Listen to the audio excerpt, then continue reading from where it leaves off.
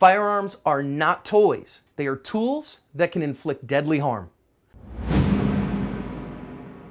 Hi everyone, this is John with today's active self-protection lesson out of Honduras. We're going to see some horseplay here that costs a man his life. That's going to remind us once again about the importance for people who use firearms and carry firearms of practicing the rules of firearms safety at all times.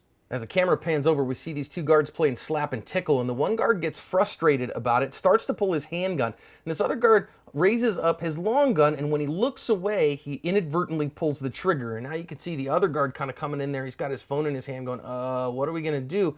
And now they're like, what are we going to do right now? This guy's been shot in the chest. So the one guy runs off, and now our perpetrator's like scratching his head going, oh no, what do I do? So he goes inside the hotel here in order to get some help while this guy just lays and bleeds out from being shot in the chest.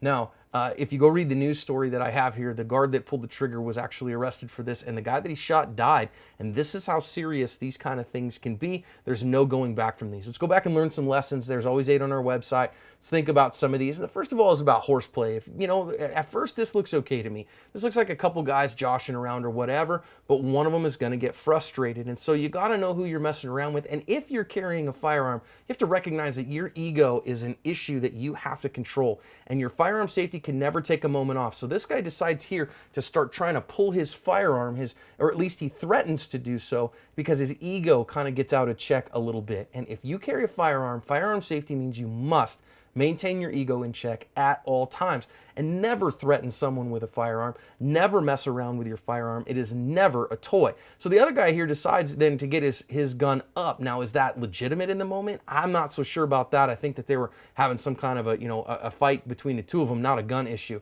But I do want to notice here that this guard looks away. It's not while he's looking at the guy. He didn't purposely pull the trigger. He looks away from him, which means his finger was on the trigger in that moment. And because he violated all the rules of firearm safety, he pulled the trigger and this guy died.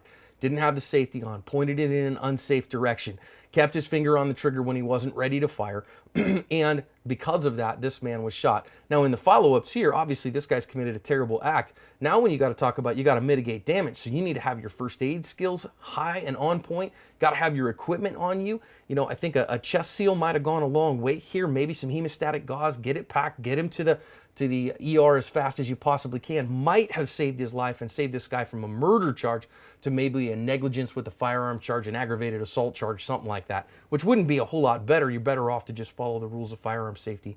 But please hear me, never take a moment off from the rules of firearm safety. Always practice that religiously, and make sure that your first aid skills are up to par and you have your equipment on you to cover your asp.